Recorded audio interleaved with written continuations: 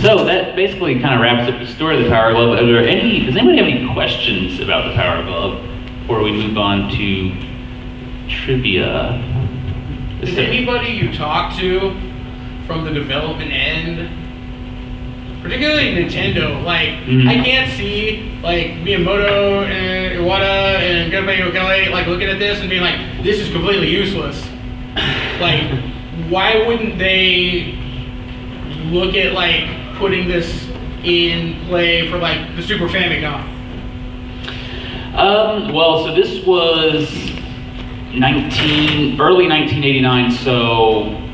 They were in development of the Super Famicom. Right, they were in development, but again, they found it gimmicky, and it was also expensive for basically an alternate controller. They felt like it didn't work consistently enough to justify something like that.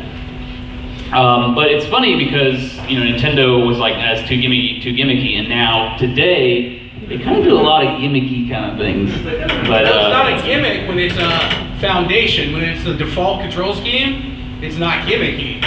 Well, as far as like putting in like a gamepad when like not a lot of games utilize it or something like that. So it's interesting how they've kind of shifted to, okay, this has never been done before, let's try it, to no one's ever done this, let's not even attempt it. Yeah. So you mentioned a company named PAX, but do they have any ties to PAX Prime?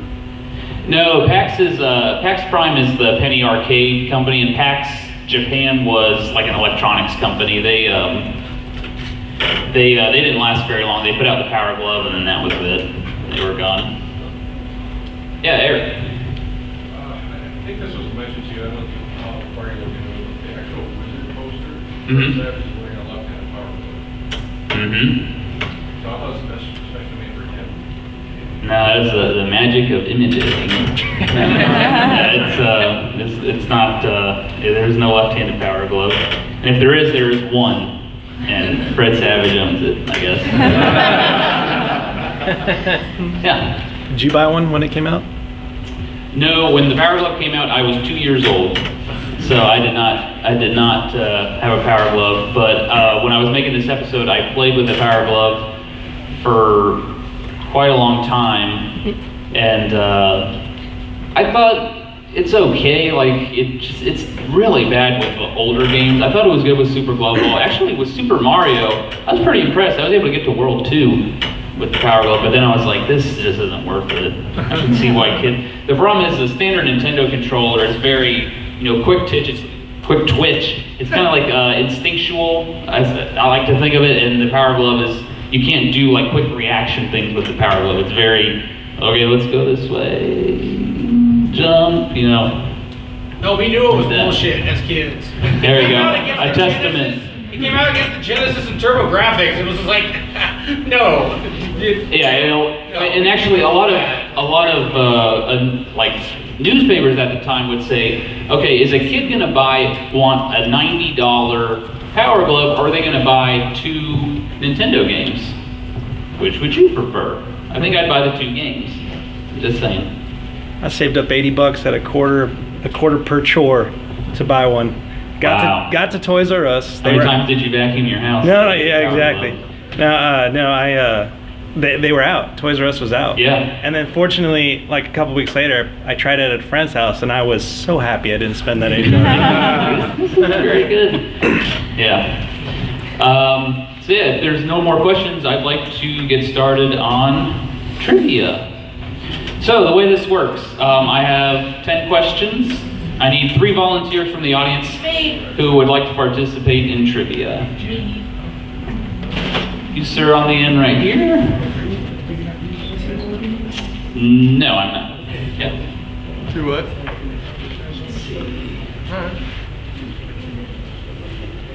In the back, way back, right there. And one more. In the middle. With that, yep. Come on up. Here are 3 participants.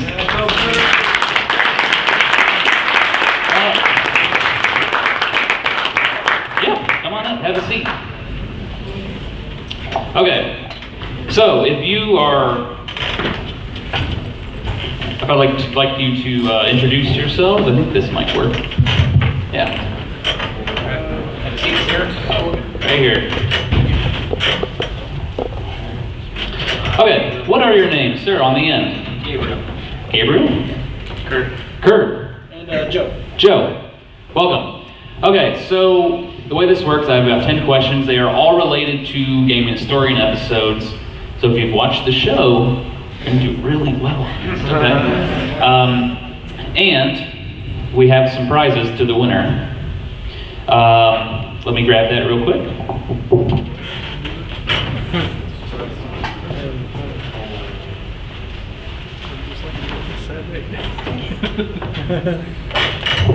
Okay, so you can win a Gaming Historian poster valued at $5. Or you can win the Mystery Tengen game. What it is, I know, but you won't. You'll have to put it in the NES to find out. I can't tell you what it's valued at either. But you get the choice of what you want. I need the front of the audience to kind of tell me who raises their hand the quickest, because that's how we're going to determine, who is going to get the chance to answer the question. Here's another rule that I forgot to implement last time, but I'm doing it now. As I read the question, when you raise your hand, I am going to stop reading the question. So if I'm halfway through it and I haven't finished, just be aware of that, okay? Okay, let's get started. Question 1. Please make sure you tell me who raised their hand first, all right? Everybody remembers Mario, but this little-known Nintendo character became the main star of Donkey Kong 3. You're on the end. His name is Stan. Stan the Bugman, that is correct. All right, 1 point for Gabriel on the end. Question 2. Super Mario Brothers 2 was a modified version. Who got it? Gabriel. Doki Doki Panic. Very good. Yume Kojo, Doki Doki Panic. 2 points for Gabriel. Question 3. And if you were paying attention to the Power Glove presentation, this should be pretty easy. The Power Glove was a severely scaled down version. Kurt. Data Glove. The Data Glove, very good. So we have Gabriel 2, Kurt 1, Joe is 0. But it's all right. Some of these questions you have the chance to earn 2 points on. So, well, yeah, Daily Double. That's copyright. I'm not supposed to say that. The Game Genie was released by Galoob. Joe? Yes, it was released by Galoob. What's your answer? Not licensed by Nintendo? That is incorrect. I'm going to keep reading the question. Joe, you may not answer this. I apologize. Was released by Galoob in the early 90s, but for a short time, this company released the device too, mostly in Canadian market. Kurt? Comerica, very good. So we have Kurt 2, Gabriel 2, Joe 0. That was a very good game, Genie. Oh yeah? Hold on to that. Might be worse on someday. Little Samson. It's one of the best platformers on the Nintendo Entertainment System. It was published by Taito, but developed by this short-lived company.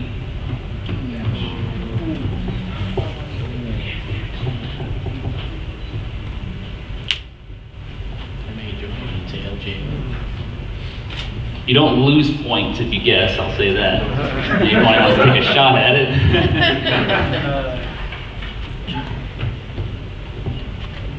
5, 4, 3, 2, 1. Audience, anyone want to guess? Atari? I don't know. Pass. Nope, not pass. Not Nintendo.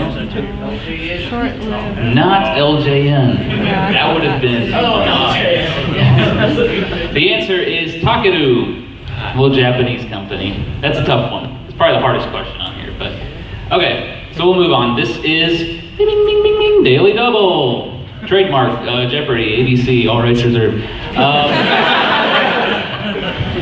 Tengen was famous for their unlicensed black cartridges. Joe, are you raising your hand? Yeah. Okay, what is your answer?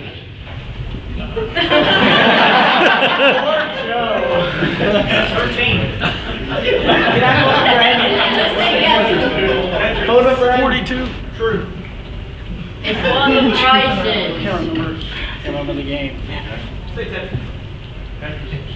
We need an answer, Joe. It's a prize for the game. I can't remember. I watched the episode too. 5, 4, 3, 2, 1. I can't remember. All right, Joe, you are eliminated from this question, but I will continue.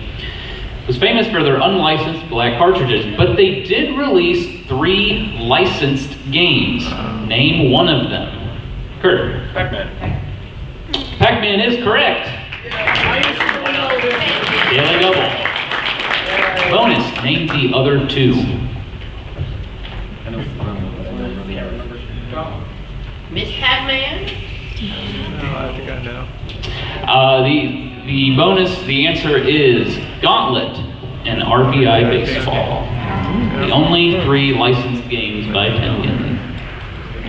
Okay, so we have Kurt 3, Gabriel 2, Joe 0. Whoops. You can do it, Joe. Joe, I believe in you. Thanks for the encouragement.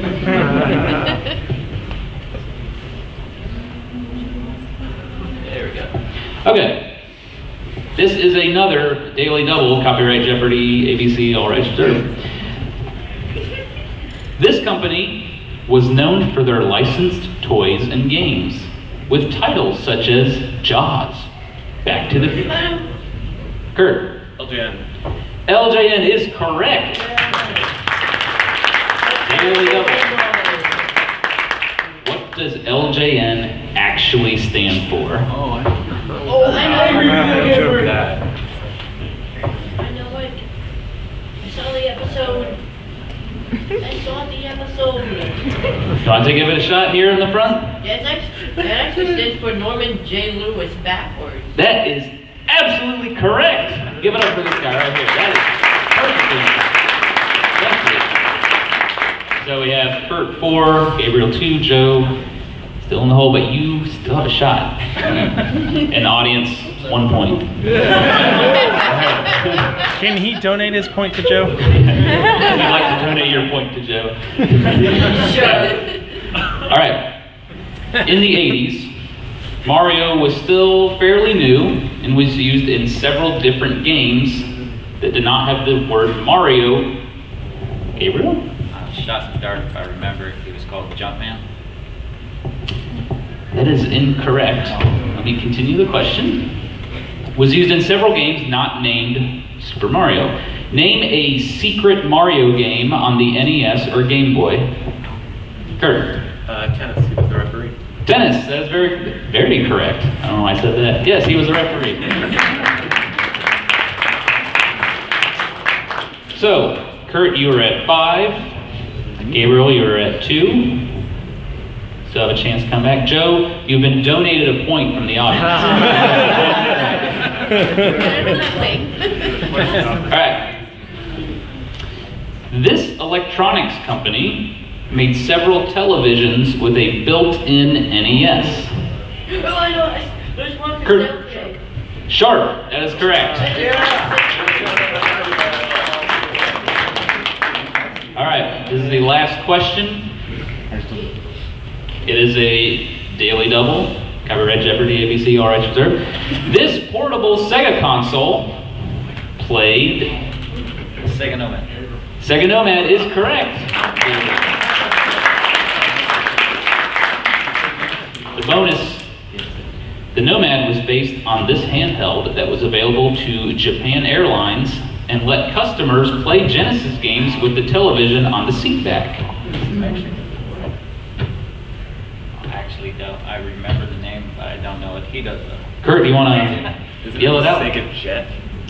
It's close enough, the Sega Mega Jet. That is correct.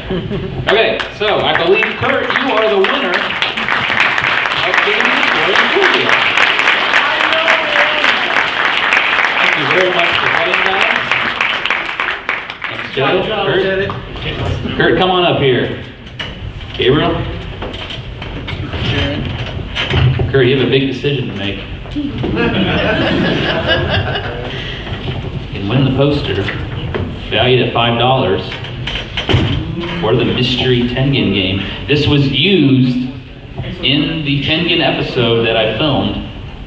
I think I'm gonna go with the Tengen. Okay, the Mystery Tengen game is yours. Thank you very much. What's that? You know what? You got that answer right on the LGN, so come on up here. This poster is yours, sir. Absolutely.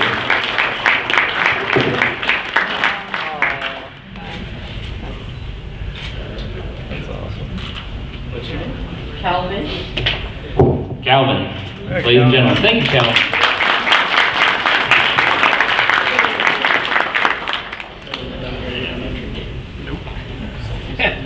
Not even joking, Calvin. That was the best answer everyone has ever given me for that question. All right. So no, it's not goodbye yet. We do have a Q&A session. I know you want to leave, but we do have a Q&A session. So give about 5-10 minutes. If you have any questions about anything, production or research or anything, I'd be happy to answer them, and we'll go from there. Yes, sir.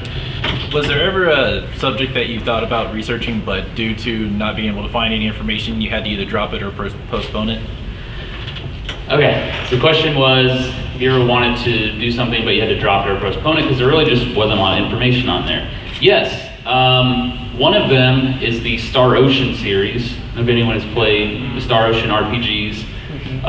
We didn't get the Super Nintendo one, but on PlayStation came out and went from there. There isn't a lot of info on the Star Ocean series, but I did recently talk to a guy that does Japanese translations, and he found a bunch of interviews with the developers that he's going to help me translate. So that might be back in production. But the other one, which really upset me because it's one of my favorite game series, it's called Ape Escape. And there's just not a lot of stuff on there about it, but I love that game series so much.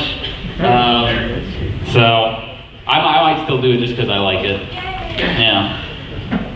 Yes, sir, in the back. We're going to get anything on the Neo Geo. The Neo Geo. Someone asked me this yesterday, actually.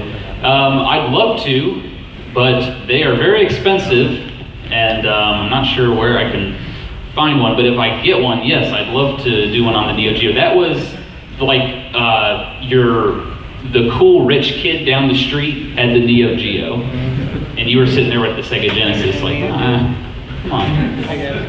Yes, sir. I was on hiatus for a while. So back in about 2009, I was doing my student teaching internship,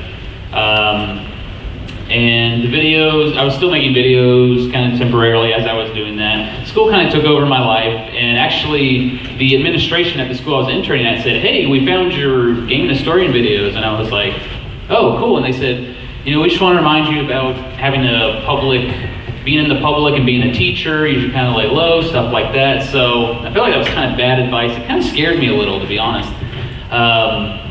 So I just decided, you know what, I want to focus on school and get this done. So I did go on a hiatus, but after I graduated, and I was just kind of sitting there and like, why did I do that?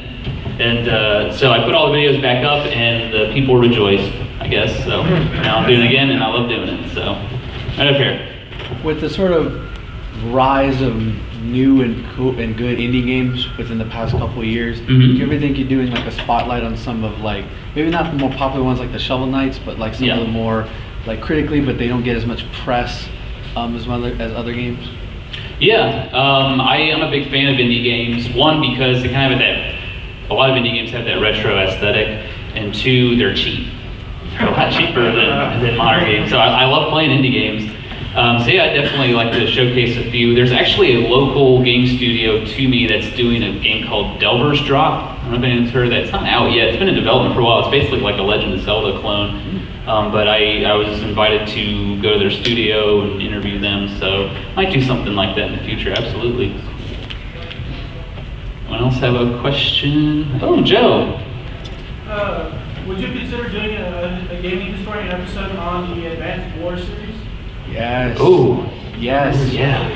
I've been live streaming the Advance Wars game. We've been playing through the single player campaign. It is a blast. It's one of the best strategy games out there. I would definitely consider doing an episode on the Advance Wars series. Fun fact about Advance Wars, if you don't know, Advance Wars was released on September 11th, 2001. And as we all know, that was a tragic day in the United States. And because of that, it was only available in North America for 3 years. It was basically delayed throughout the rest of the world because of this. But actually, Advance Wars played a huge part in convincing Nintendo to bring over kind of some more obscure titles, because Advance Wars wasn't really seen as something American audiences would like, but people loved it. It was one of the best-selling games on the Game Boy Advance, and there you go. So yeah, I definitely like to do an episode on that. Calvin, right here. How do you choose your evidence for your videos? How do I choose my evidence? Yeah. If I can verify that it is true, if I can talk to a primary source, so somebody that was there at the time, then yeah, I can verify it as true. If it's something that's kind of widely known and I basically it's impossible to refute or just kind of makes sense to me, then I'll mention it that, yeah, I don't know if I can verify this, but this is what people say. So it's really, if you can get concrete evidence by talking to somebody that was there, that's the best way to know if it was true. All right. Superman. I'll probably get through to this, but Bungie made a game called Marathon. I remember playing it as a kid. Yes. I don't hear anyone talk about that game, and I have the original pack, but I've got this rock, so I can't play them anymore. And would you ever be interested in doing something? Because I always see stuff in the Halo games based on Marathon. And I always Yeah. I was talking to somebody about this yesterday, actually, about Bungie put out some PC games called Marathon, and they were kind of what they did before Halo. So yeah, absolutely. I'm sure when I talk about the Halo series, which I've gotten a lot of requests for, I'll have to dive into Marathon as well. So yeah. Game Sack shirt. Did you do anything on horror games? Because I know you do have an episode of some older horror games. Like Yeah. Silent Hill or anything like that. Any more details? Horror games. Believe it or not, I'm a big wimp. I do not like horror games. I'm very scared of them. I don't even like watching horror movies. I played the PT demo and almost cried. It was very disturbing to me. So I'd love to. I could be brave enough to play those games. Actually, I did just get Silent Hill recently. Silent Hill is a very creepy game. So yeah, I think so. Everything's open. Yes. So are there any games that when you were talking about them on the video game years, you then looked at them and decided you wanted to do a gaming historian on? Something I talked about on video game years and want to do an episode on. Yeah, I think the number one would be Space Invaders. I talked about that a bit on the video game years, and just the development of that was so interesting because it was basically by one guy, and it kind of changed video games forever. Did you know that if Shigeru Miyamoto never played Space Invaders, he might not be working for Nintendo? So, very influential game. Anyone else?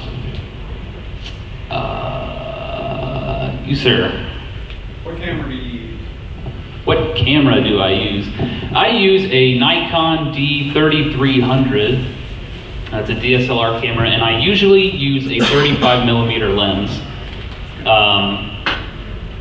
Yeah, that's what I use. Yes, sir. Have you ever considered doing a Rogue Legacy gaming historian? Gaming historian on Rogue Legacy. I have never considered that, but I have put many, many hours into that game. It's very addicting to purposely die and then go upgrade and then go back through the castle. Yeah, it's a fun game. It's a good indie game. Yes, sir. I love vector graphics. I've never gotten to play the Vectrex. Vectrex, yeah. Is there any old technology that you just love? Is there any what? Old technology?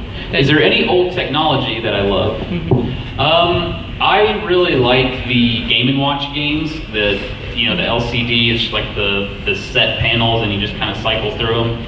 I think those are a blast to play. Way ahead of their. It was just amazing that Nintendo could take kind of an old technology and make it fun and refreshing again. So, any other questions?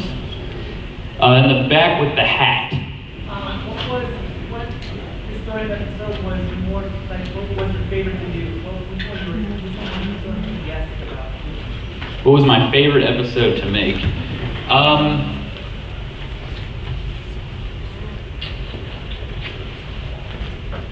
It was probably my very first one because I had the idea and I was just so excited to make it because I was like, no one does this online. I can't wait to make it. So probably my very first episode, which was on the NES 2 top loader. That was probably the most enthusiastic I've been to make an episode. But I'm usually pretty excited to make every episode. This Power Glove one was exciting to me because the stuff in that video is you can't find online. I was able to interview people that made the gloves, so it's original research. So I was very, very proud of that episode. Right. So that's it. Sure. All right. Well, thank you all for coming to the Game and Story channel, and hopefully I'll see you next year.